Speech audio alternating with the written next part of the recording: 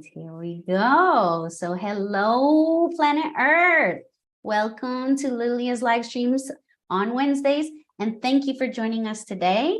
I'm Lilia Facialteam. My pronouns are she, her, they, or them. And today we're back with the Reflective Conversation series by DM Maynard for partners, parents, and family of people in gender transition. So welcome to our special guest today, Laura, who's the grandmother of a trans grandson. Thank you, Laura, for being with us. Thank you for asking me. Our pleasure. And of course, Dee, who's going to take over the conversation from here on. Dee, can you tell us how you met Laura?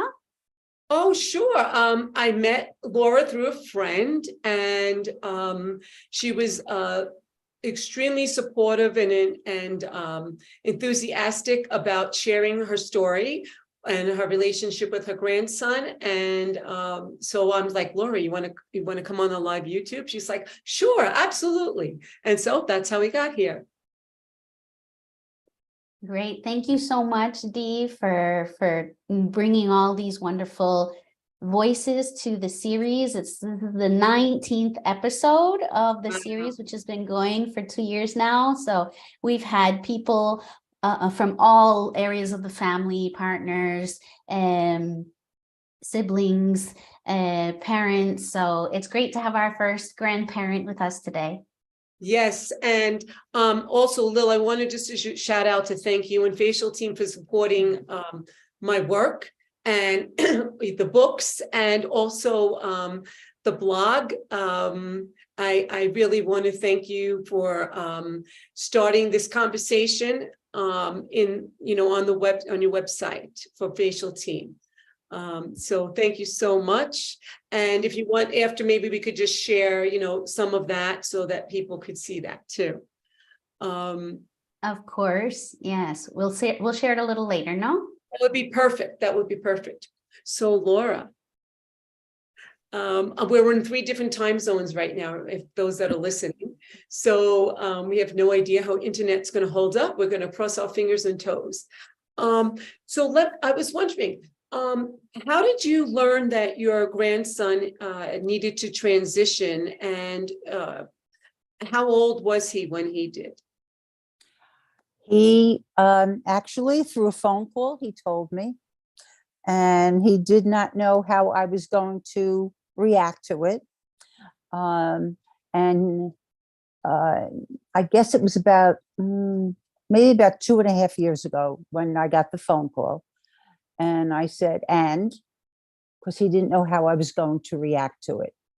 And, and my answer was, and I guess he didn't know how I was going to react to it. Right. And I just said, and. Right. What did you, what were your thoughts that were going through your mind? I mean, and is perfect because it implies, and so let's move on. No, thank you for letting me know, and doesn't change anything.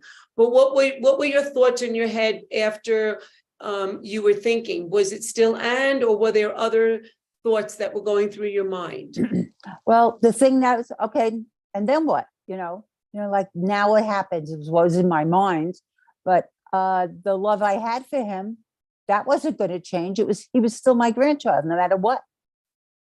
The love was still there. That was my grandchild, no matter what or who he was. Right. So explain to me then you wanted to know what was next. Is that correct? Right. But that was not a question that particular day. I was just letting him know I was there for him no matter what, that he was my grandchild and that my love for him was not changing. Right. So did it change the way you related to him in any way? No, not really. No, my loving for him did not change at all. Okay, but how about in your interactions with him? Were things shift at all, or was it? Since then, it's funny. Since then, I feel our relationship has changed. I feel I have gotten closer to him as a boy versus when he was a girl. I feel that when he was a girl, we Okay. always had some kind of a conflict. As a boy, I feel like we are closer. I don't understand it, and that's okay. Okay, so I'm just going to talk a little bit about that languaging, just so for those people that are listening. So I believe, and many others do, that he was always a boy, and that he was born at birth, assigned at birth female. But so for people that are listening, often the proper or the more affirming way to say that is that he was assigned female at birth, and his affirming gender is male, because that's how Right. he Correct. identified. And so what you're saying is that, are you saying perhaps did he seem maybe less whole or less himself, and then once he transitioned, he came more into being seen as he was meant to have been seen? Like, how do you mean the changes? What did you see that was different? And let's take a moment to reflect on the words that you would want to use to describe that. More confrontational before. Okay.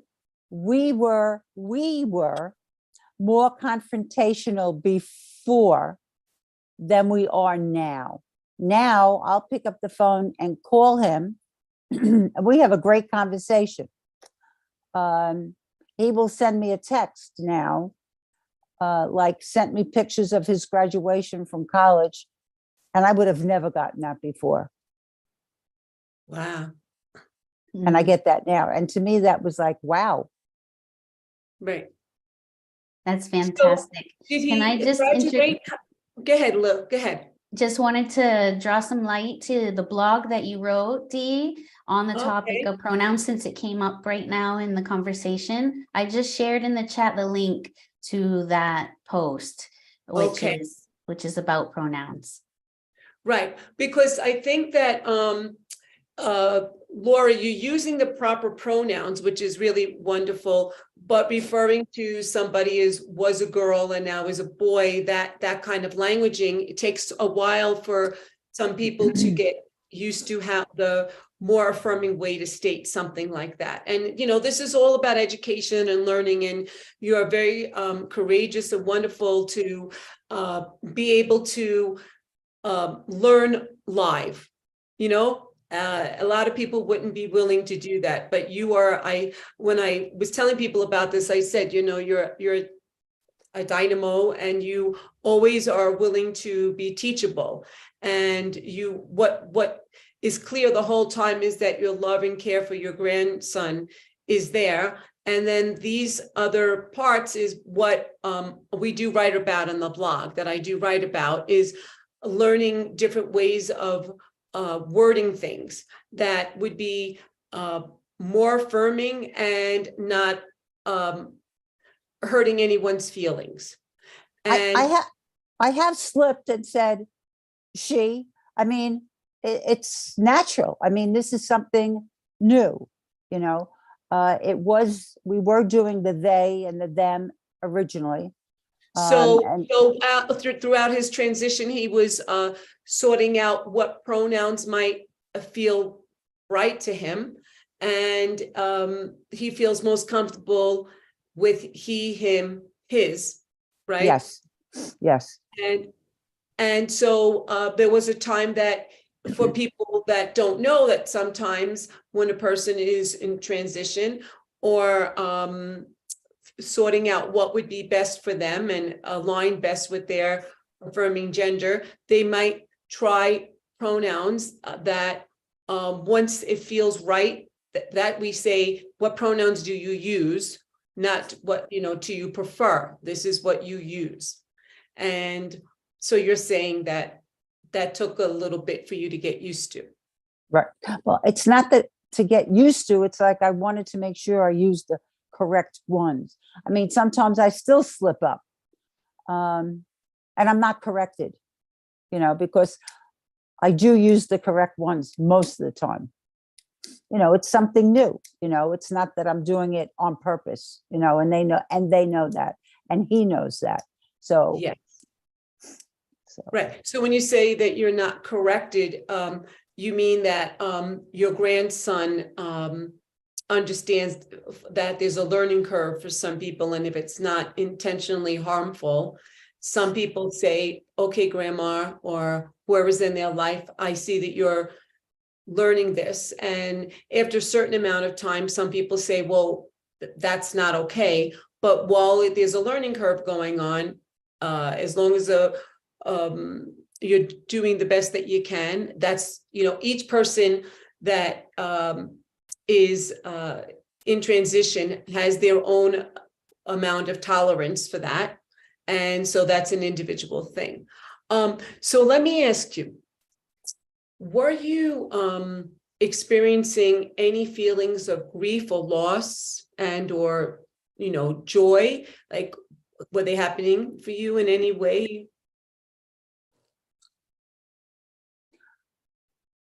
probably a little bit of loss, probably a little bit of grief. I mean, that's kind of, I would say that's a normal situation. Can you I have expand on that? Expand on Yeah. what you mean about that. Absolutely. I have a picture in the living room of him and I before transition that I absolutely love, of the two of us. He, before any transitioning or anything, that he is sitting up on the couch and I'm laying on his lap, and it's before anything. And we looked much alike. And I could be sad with that picture. But that's not who they are anymore. I can look at that picture and say, wow, but that's not who they are anymore. And that's okay.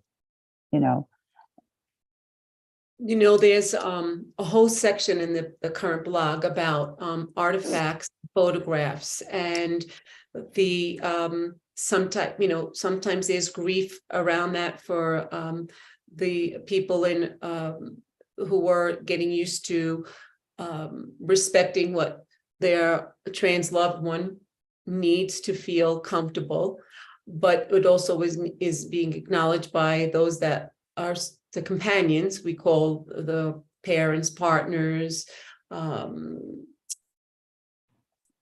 family members, grandparents, companions, and because they're joining them in this journey.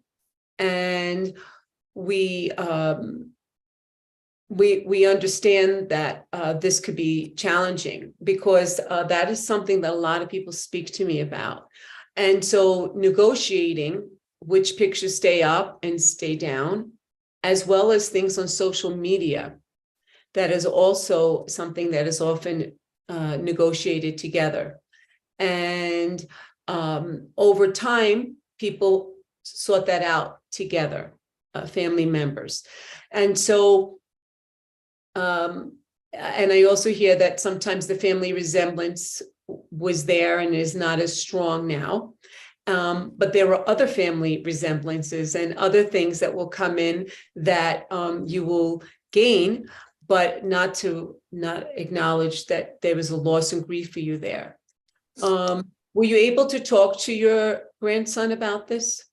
Not yet. Not yet. Okay.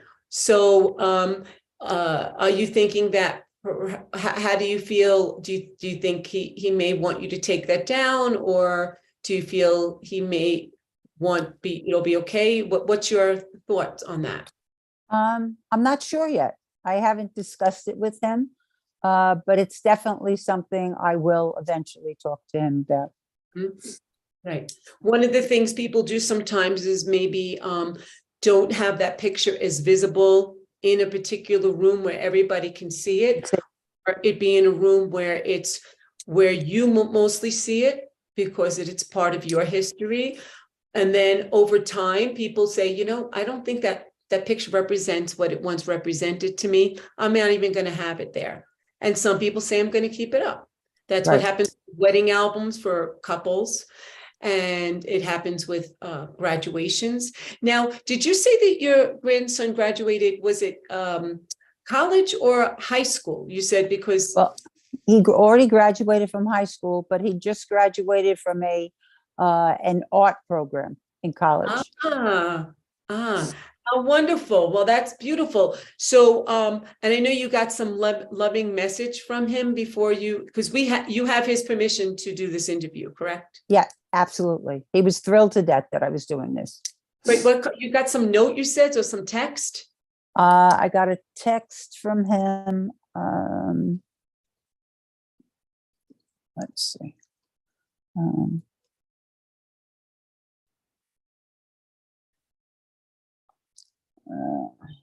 Good luck tomorrow. Proud of you. Love you and miss you. How beautiful. I know you had shared it with us, and I thought that's really moving. Tell me, how was it with, did he tell his parents first? That I was doing it? No, that he was going to transition. Okay, yeah. Did he tell his parents that he was going to be, you were going to be doing the interview? Yes. Yeah. Okay. And when, you know, if he spoke with his parents first about him needing to transition, or he was spoke to let people know, because you said he called you. He called me about it, but I think he told my daughter and his mom and dad ahead of time before me. Oh. Yeah. Okay. Yeah. And so, and his sister and brother. And his sister and brother. Okay. So let's talk a little bit about that from a grandparent's perspective of learning about that. When, did you have any conversations with your own children about this? I had a conversation with both of my daughters about it. Yes. Okay. And how was that conversation? What, are they supportive? My older daughter, his mom, is accepting. She said, I'm the one who carried him for 9 months. My other daughter, she's been having a hard time with it. She's accepting it, but also has had a hard time with it. Okay. And so when you have the conversations with them separately and or together, are you able to let them know your thoughts and your feelings? Yes. Yes. Okay. And they respect that about you too? Yeah. Yes. Where you are. Okay. And then you said, so he has siblings. Is this correct? Yes. He has 2 siblings, a brother, an older brother and an older sister. Okay. And you were talking to us, you know, pre the taping about your other grandchildren, and about their where are they in accepting and affirming? Yeah, his older brother is autistic. He's pretty well functioning, and he calls him his sibling. He doesn't call him brother. Right. Doesn't call him brother, my sibling.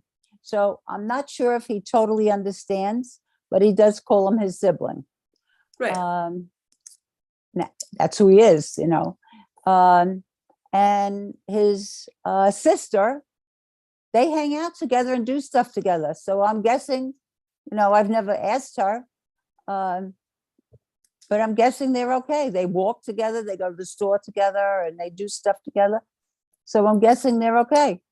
Right, right. Okay. So as far as I love that the older brother calls him sibling, because I think that you know, you mentioned that he's autistic, and I believe that every person, because you're saying he may not understand, but he certainly has enough understanding to know that he's not going to use the describe the feminine, yeah, exactly, the feminine description of, say, not saying brother, you know what I mean, not going to say sister. And that's really is all that probably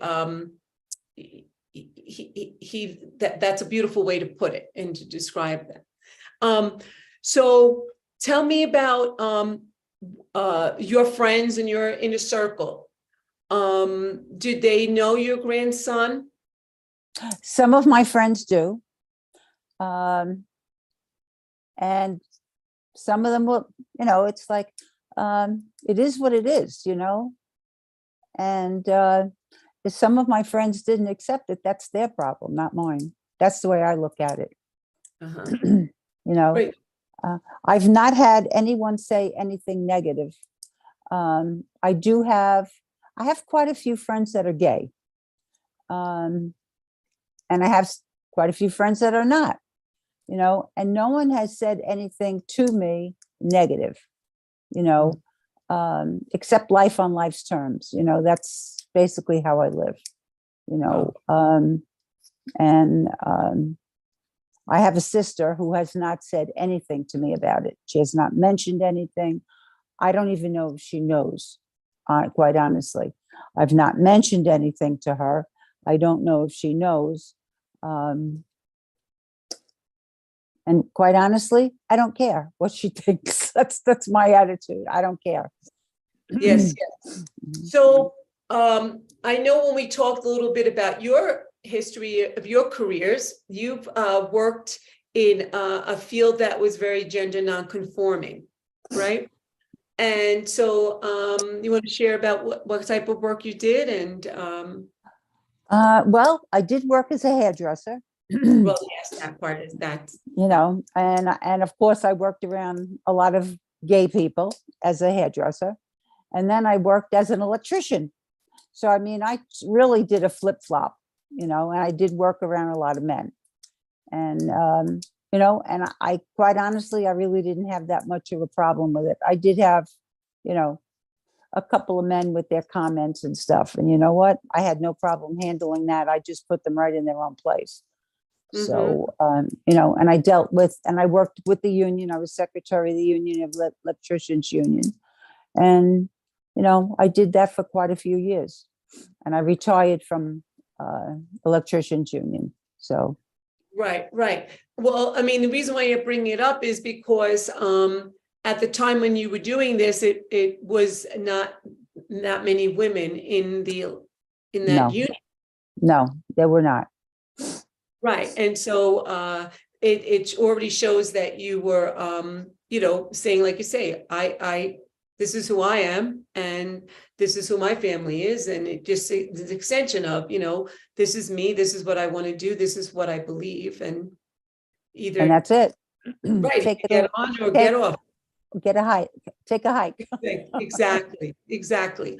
So I know that you do some advocacy work now. Yes. You want to talk about your advocacy work? Not necessarily, well, you talk about what you do. Okay. When I moved from Long Island to North Carolina, I felt like I needed to do some volunteer work. And I ended up falling into the position that I do.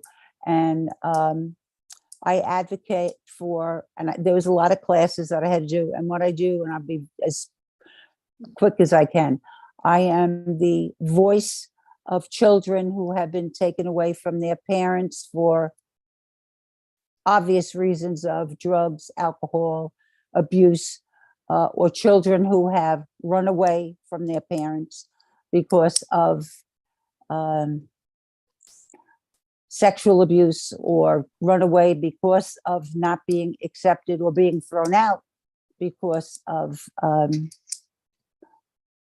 gender issues. And I have not had any of those cases, but they are out there. Children who have left the home because of not being accepted as being gay, transgender, or whatever. But I have cases right now where children have been taken away because of drugs, alcohol in the home. And I have 2 children right now that are in the middle of being adopted.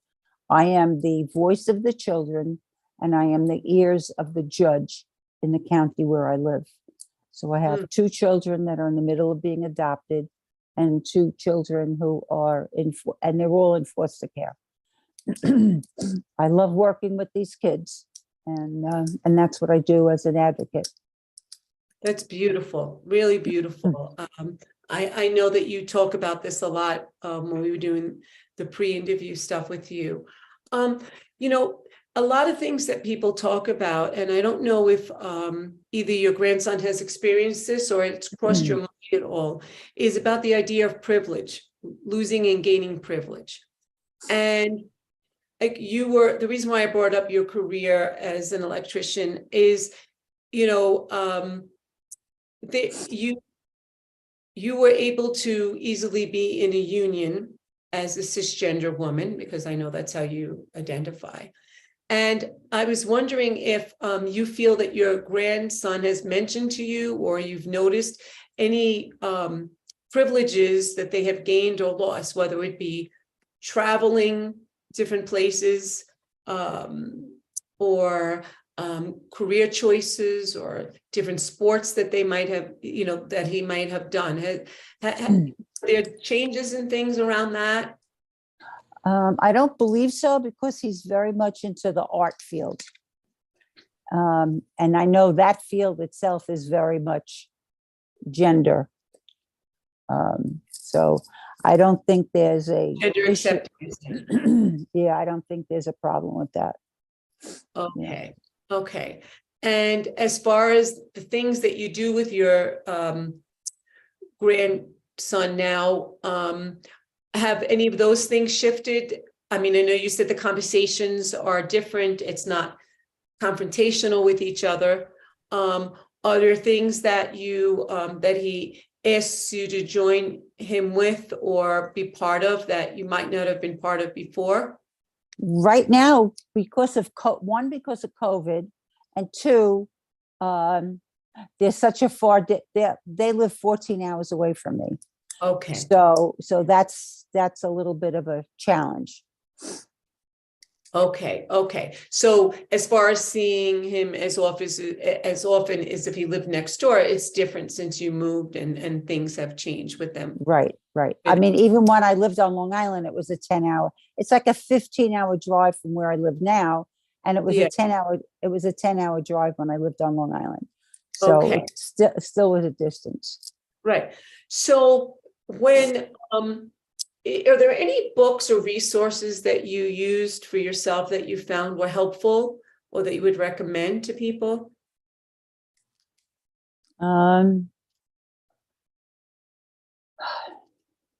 Well, I know you have books. I wasn't even thinking of that. Oh my goodness, you're so funny. Well, I mean, even support groups. Oh my goodness, that wasn't the setup. You couldn't have done it better if I tried, but I wasn't set up. Thank you so much. All right, Lil, that's it. No, I mean, like any support groups. It didn't. Well, where my daughter and my grandson and my other 2 grandchildren live, there's it's called P-Flag. I think that's what it is. That is. Yeah, and I have actually I've sent quite a bit of information to him about it, and they do have camps that he can volunteer to work at during the summer and stuff. And he says, "I can't believe you, Grandma," you know. And there's. What do you mean by that? I can't believe you, Grandma. What do you think he means? Well, because I was supporting him with doing things. That's why, I guess. Exactly. And I've looked on the internet to read different things about, being supportive and that kind of stuff. So. Right. And so are you part of his journey? Like if he is, wanting to talk to somebody, you're somebody that you feel he would call and talk to about life in general. And even I think so. I don't know, but I hope so. Yeah.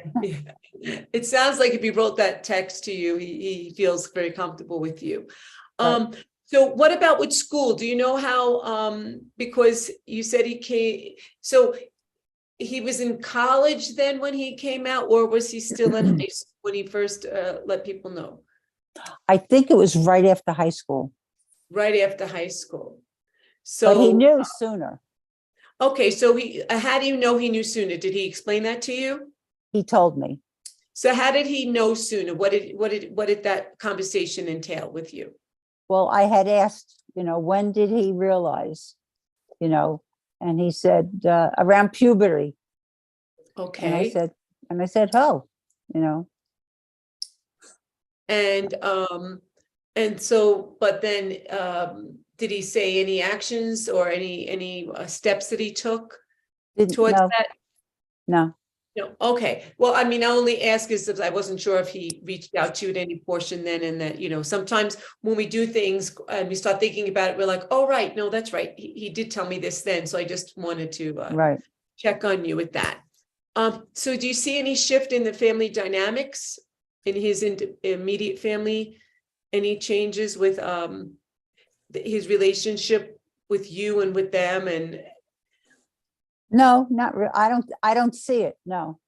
yeah, okay. I mean, I think that the positive message that is continuously coming up with this is, and I think that says it the best. And like, okay, so I hear you, I love you, and because some people talk about, I mean, let's be honest, you and I are no longer in our 50s, right? Nope. That's And for so sure. some people say, oh, well, they might not understand because they're not of a younger generation. And, explaining pronoun to them, explaining the name change, or, the fear of losing that person in your life is major.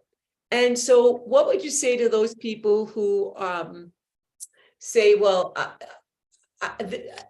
this is nothing I knew about when I was younger, and I don't understand now why? What would you say besides you can't be in my life? Like what would you feel would be a lesson people could take from you?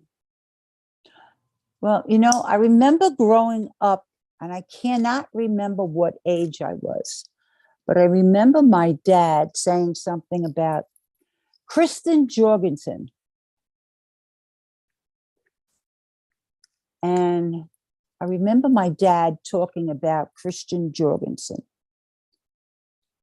And my dad was not negative about that. And I said, well, what about that person? And he explained it. What did he explain? He explained that the person, I'm trying to remember. You mean that? It was a man and turned into a woman. Okay. So it was a person who was assigned male at birth and became a woman. Yes, a very public person. Yes. And I said to my dad, it's really? Christine, just so we, Right. And I said, really? How'd that happen? And I remember that as a kid, as a child. And I don't even remember what age. I would say maybe I was 12, 13. I had to be 12 or 13 because I had to remember, just as I was thinking and saying it, I had to remember what house I was living in at the time.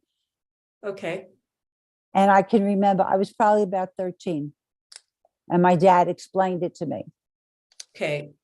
And my dad was not judgmental about it. And my dad was not a judgmental person, although I thought he was.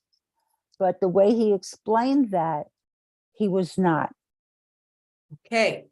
And so this is a gift that he instilled in you, and that you're able to pass on to your children, and Right. then to your grandchildren. Right.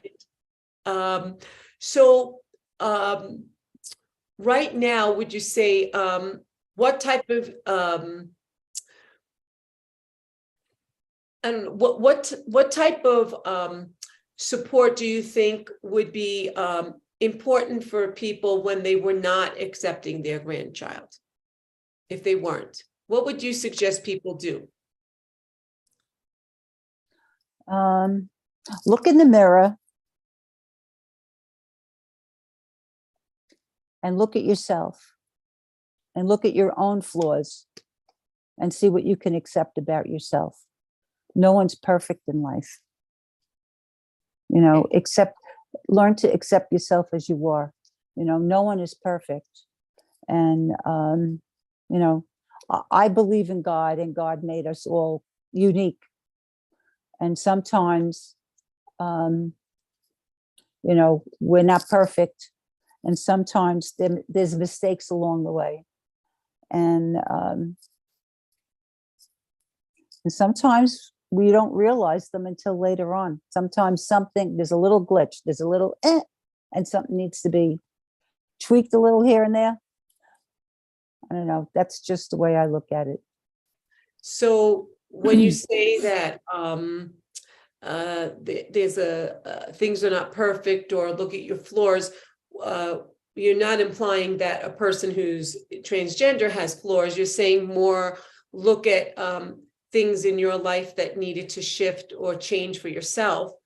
Correct. And understand that if you can honor that about your own self, you need to extend that to others. Exactly.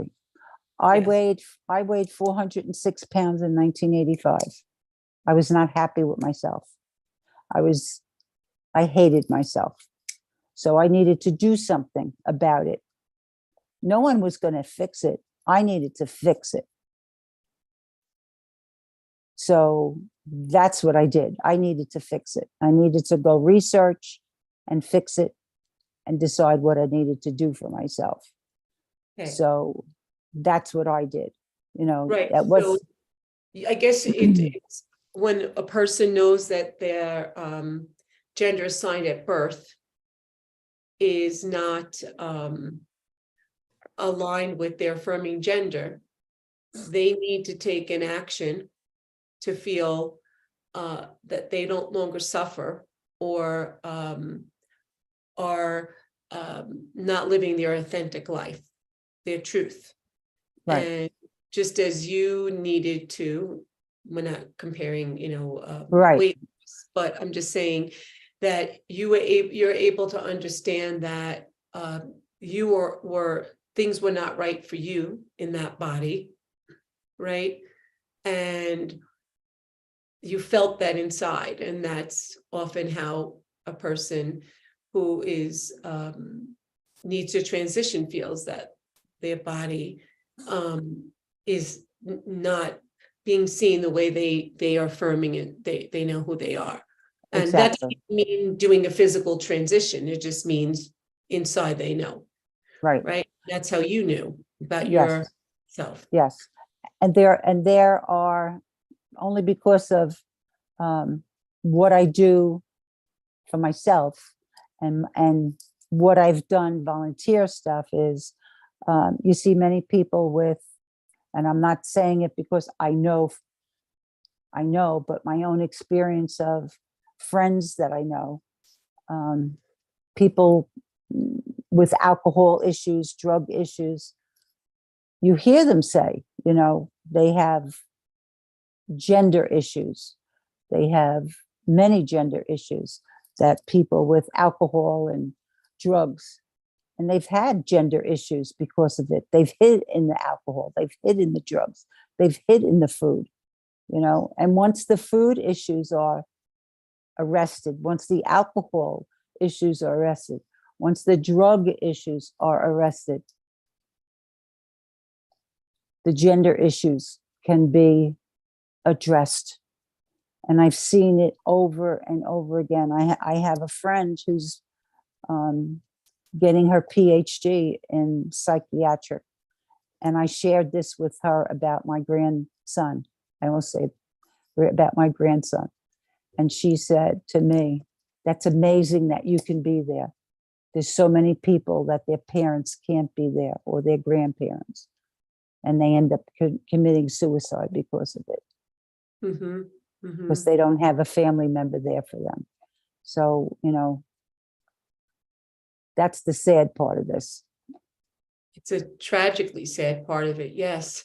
And I think that it's important and beautiful that you recognize this, and that you, yes, a part of some people's journey in exploring who they are is addiction can be part of that. And I think it's a very valid thing that you, based on your experience, that you can bring that to the table to share with us, you know. And the other thing is that I wanted to touch on was about, which I alluded to before, was that being older, do you feel that that should be allowed to be an excuse to somebody to say, I can't learn a pronoun, I can't learn a name, I'm not going to accept this? That's what I was trying to allude to, because I've heard it so many times from people saying that they're not going to accept because of that. That's BS to me. Mhm. You know, I turned 75 this year, and no way. You know what? There's always room to grow, and there's always room to learn. I don't care how old you are, you know. Exactly. That's a closed mind, you know. That's a person with a closed mind. I don't have that. I don't live that way. Right.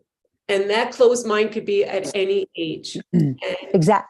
the same thing that's going on right now, that a lot of people are. How are you feeling about?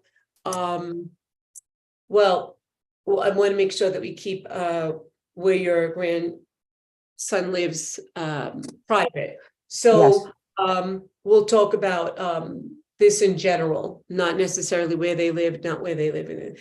When you hear people not supporting those in the trans community. And you mentioned PFLAG, which is a great organization. How do you feel as a grandparent for the future, you know, for your all children, you know, the kind of work you do about connected to gender, and how do you feel about the future, where things are going? Well, I know June is Gay Pride Month, and you know, I know that's a big month, and you know, if he wants me to help him do anything, I'll be there and help him do something if he needs it. You know, I know for me, I just think it's pretty sad that people just don't realize people are people. I don't care what color you are, what gender you are. We're all human beings. You know, we're all put on this earth as human beings. If you're killing someone, if you're hurting someone, those are the people that need to be taken care of and dealt with, not people that are walking this earth and doing the next best right thing. Exactly. Tell me, what you said that when we started this conversation, you talked about, you wanted to know, well, what were the next steps? So what were, after your grandson spoke with you, what were the next steps that happened either in your relationship for him, for your family dynamics, you know, his immediate family? What do you mean next steps? Well, were there, you said that was what went through your head, like what would be the next steps? What were you thinking about the next steps? Well, there's discussion now of surgery. Okay. And he's going for a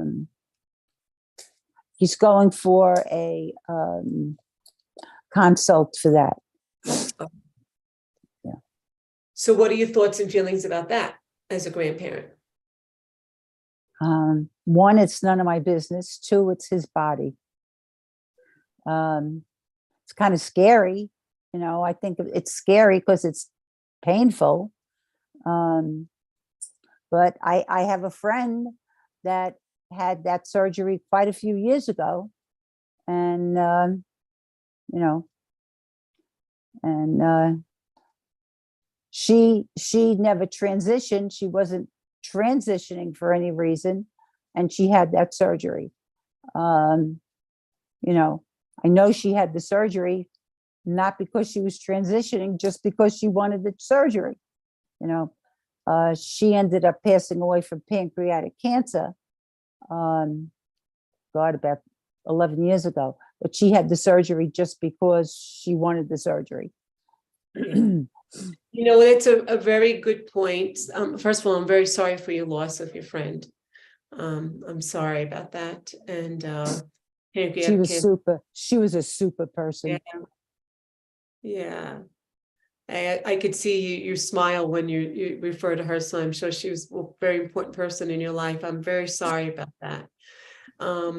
You know, when you say that she had that surgery, that's the part that's frustrating sometimes, is that when a person who is transgender needs to have a surgery, lots of gatekeeping and a lot of things go on around that. But when a person is cisgender, which you're implying your friend was, there isn't that. And it's a double standard. And it's, you know, really being, it's really being able to understand that anybody should, it's a person's body, and they should be able to do what they need to have themselves feel that their body's aligned the way it needs to be aligned. So when you say it's scary, you mean the pain, you're worrying about it being painful. I'm sure that he would go to a person who would be very reputable, and they would know how to monitor pain. And just like any type of surgery, right? You have to find the right doctor, and you have to do your homework, and you have to have great aftercare, and you need support. And it sounds like if your grandson chose to do this, that you would be there for him if he needed you to be. Is that accurate? Absolutely. Yes, yes. And having conversations about this as a grandparent or as somebody that loves somebody is very important. That I think that sometimes people don't ask questions of, you know, don't ask questions like, do you need my help, or do you want my support? Because you feel that that person might ask you on their own. But sometimes they think it's important to say, you haven't asked, but I want you to know if you need me, I'm here. And it sounds like you would be that person that would say something like that. Is that correct? Yes. Yes, yes. And so how about so that's like part of the next step, the next type things that might be happening. Do you talk to you about your grandson about dating at all? No, I haven't. No. Okay, because that's something that grandparents sometimes talk to and I wanted to know if that conversation she did at all around No, that. haven't gotten that part yet. Okay, great. So, you know, it's almost 10, so I just want to, it's 10 where I am, where you are, it's everybody's time zone. No. We've been talking for almost an hour, so I just want to ask you, if, is there anything that else that you would like me to share, or that you wish I had addressed or asked you that I didn't, that you think it's important to bring up? Not really. Okay. No, I don't believe so. Okay. I'm going to ask you something. What do you wish for your grandson? What do you wish for him? To have a happy life and be comfortable in his own skin. Okay. I think that's any grandparent that is being honest, that's all they would probably ever wish for.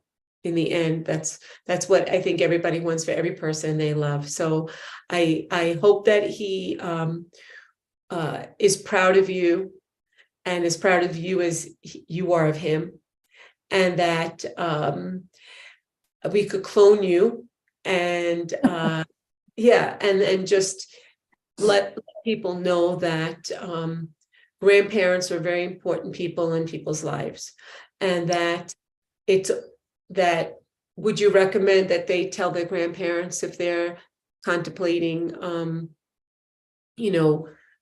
exploring or affirming their gender, would you recommend? Absolutely. Absolutely. Yes. And, many grandparents are the most loving and supporting people in a person's life. Or Sometimes they're more supportive than parents. That's true. Or anybody else in their life. And so if you are blessed enough to have a grandparent in your life and you can feel comfortable to talk to them, go for it. Right, Laura? Go for it. Absolutely. Yes. So I want to thank you for your time. Thank you for asking me. Oh, my pleasure. And thank you for understanding that there are certain things that I just wanted to, address that, so we know that anybody listening has the proper wording, or some of it. And it's all a learning curve for me many times, and for Lil, right? And for all of us. And that with love and patience and sincerity, we can all do better, Lil, do you want to say anything, add anything in?